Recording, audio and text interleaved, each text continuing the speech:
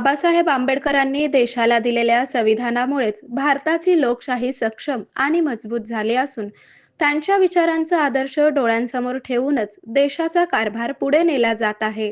त्यागमूर्ती माता रमाई यांच्या त्यागामुळेच बाबासाहेबांना इतिहास घडवता आला आणि समाजातील दरी मिटून सर्वांना एका धाग्यात बांधण्याचे महान कार्य घडले, असे प्रतिपादन पालकमंत्री जयकुमार गोरे यांनी रविवारी केले.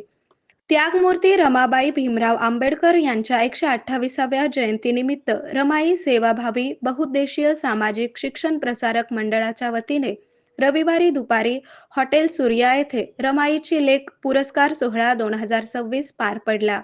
यावेळी पालकमंत्री जयकुमार गोरे यांच्या हस्ते विविध क्षेत्रात उल्लेखनीय कार्य करणाऱ्या महिलांचा सन्मान करण्यात आला. या कार्यक्रमाच्या अध्यक्षस्थानी आमदार देवेंद्र कोठे हे होते.